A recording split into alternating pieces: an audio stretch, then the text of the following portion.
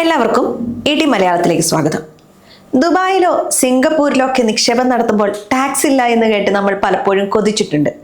എന്നാൽ ഇന്ത്യയിൽ തന്നെ അത്തരമൊരു ടാക്സ് ഫ്രീ സ്വർഗമുണ്ടെന്ന് പറഞ്ഞാൽ വിശ്വസിക്കുമോ? അതാണ് ഗുജറാത്തിലെ ഗിഫ്റ്റ് സിറ്റി. വെറുമൊരു നഗരമല്ല ഇത്. ഇന്ത്യയുടെ ആദ്യത്തെ ഇന്റർനാഷണൽ ഫിനാൻഷ്യൽ സർവീസ് സെന്റർ, ചുരുക്കത്തിൽ IFSC എന്ന് വിളിക്കും. വിദേശത്തുള്ള ഫിനാൻഷ്യൽ ഹബ്ബുകൾക്ക് സമാനമായ എല്ലാ സൗകര്യങ്ങളും ഇവിടെയുണ്ട്, അതായത് നമ്മുടെ സ്വന്തം മണ്ണിൽ. ഗിഫ്റ്റ് സിറ്റി എന്നാൽ Gujarat international finance tech city എന്നാണ് അർത്ഥം. അഹമ്മദാബാദിനും ഗാന്ധിനഗറിനും ഇടയിലുള്ള ഈ പ്രദേശം വലിയൊരു ബിസിനസ് ഹബ്ബാണ്.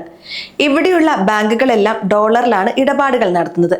SBI മുതൽ HDFC വരെയുള്ള വലിയ ബാങ്കുകൾക്ക് ഇവിടെ IBU അഥവാ ഇന്റർനാഷണൽ ബാങ്കിംഗ് യൂണിറ്റുകളുണ്ട്. ഈ ബാങ്കുകളിൽ നമുക്ക് ഡോളറിലോ യൂറോയിലോ പണം നിക്ഷേപിക്കാൻ സാധിക്കും. അതായത് നിയമാനുസൃതമായി ഗിഫ്റ്റ് സിറ്റിയെ ഒരു വിദേശ മണ്ണായിട്ടാണ് കണക്കാക്കുന്നത്. അതുകൊണ്ട് തന്നെ ഇവിടെ ഡോളർ നിക്ഷേപിക്കുന്നത് തികച്ചും നിയമപരമാണ്.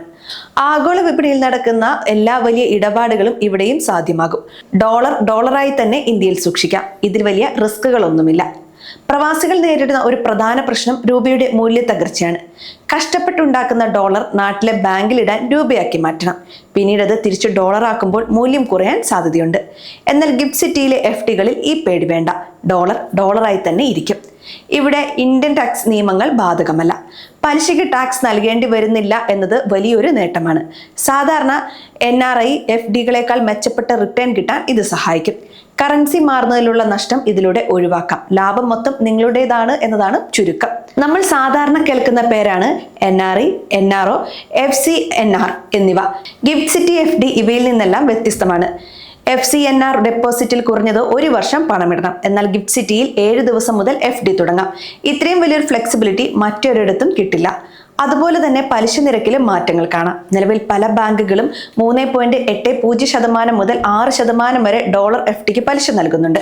അമേരിക്കയിലെ ബാങ്കുകൾ നൽകുന്നതിനേക്കാൾ ഉയർന്ന നിരക്കാണിത്. രൂപയുടെ മൂല്യം കുറഞ്ഞാൽ പോലും നിങ്ങളുടെ ഡോളർ നിക്ഷേപം സുരക്ഷിതമായിരിക്കും. കറൻസി റിസ്ക് ഇല്ല എന്ന് സാരം. മ്യൂച്വൽ ഫണ്ടുകളുടെ കാര്യത്തിൽ ഗിഫ്റ്റ് സിറ്റി വിപ്ലവം സൃഷ്ടിക്കുന്നുണ്ട്. ടാറ്റ അസറ്റ് മാനേജ്മെന്റ് പോലുള്ള സ്ഥാപനങ്ങൾ ഇപ്പോൾ ഡോളർ അധിഷ്ഠിത ഫണ്ടുകൾ തുടങ്ങിയിട്ടുണ്ട്.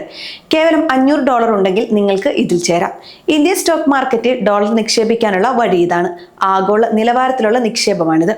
2026 ഏപ്രിൽ മുതൽ ഒരു വലിയ നിയമമാറ്റം കൂടി നിലവിൽ വരികയാണ്. വിദേശ രാജ്യങ്ങളിൽ രജിസ്റ്റർ ചെയ്തിട്ടുള്ള ഇന്ത്യൻ ഫണ്ടുകൾക്ക് ഇനി ഗിഫ്റ്റ് സിറ്റിയിലേക്ക് മാറാം. ഇതിന് പ്രത്യേക ടാക്സ് നൽകേണ്ടതില്ല.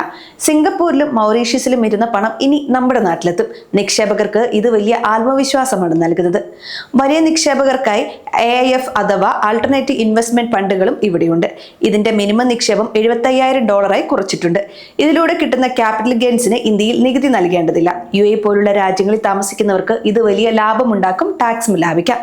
ആപ്പിൾ, ആമസോൺ തുടങ്ങിയ വിദേശ കമ്പനികളുടെ ഓഹരികൾ വാങ്ങണോ? ഗിഫ്റ്റ് സിറ്റിയിലെ എക്സ്ചേഞ്ചുകൾ വഴി അത് സാധ്യമാണ്. NSE, IFSC, ഇന്ത്യ, INX എന്നിവ ഇതിനായി പ്രവർത്തിക്കുന്നു.